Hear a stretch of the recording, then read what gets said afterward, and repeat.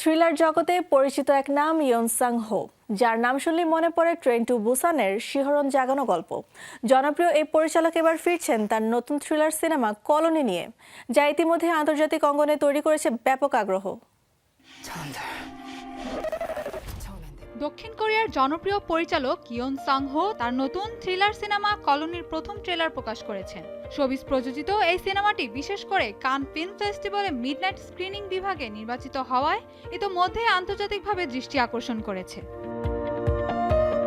সিনেমাটির কেন্দ্রীয় চরিত্রে অভিনয় করছেন ইয়ানা জুন, যিনি একজন বিজ্ঞানীর ভূমিকায় রয়েছেন। গল্পে দেখা যায় একটি বায়োটেকনোলজি কনফারেন্স চলাকালে হঠাৎ এক দ্রুত পরিবর্তনশীল ভাইরাস ছড়িয়ে পড়ে। পরিস্থিতি নিয়ন্ত্রণের বাইরে চলে গেলে পুরো ভবনটি লকডাউন করা হয়। এর ভেতরে আটকে পড়া মানুষগুলোকে মোকাবেলা করতে হয় ক্রমশ ভয়ঙ্কর হয়ে ওঠা সংক্রমণের সাথে। এই সিনেমাতে আরও অভিনয় করছেন কো কিউহান, জি চ্যাং উক, শিন হাউন বিন, কিম শিন রক এবং গোসো।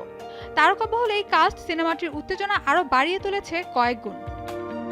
পরিচালক ইয়ান সাং হোর নাম উঠলেই প্রথমেই মনে পড়ে ট্রেন টু বুসান, যে সিনেমাটি শুধু কোরিয়াতেই নয়, পুরো বিশ্বে জম্বি ঘটনাকে নতুন উচ্চতায় নিয়ে গিয়েছিল।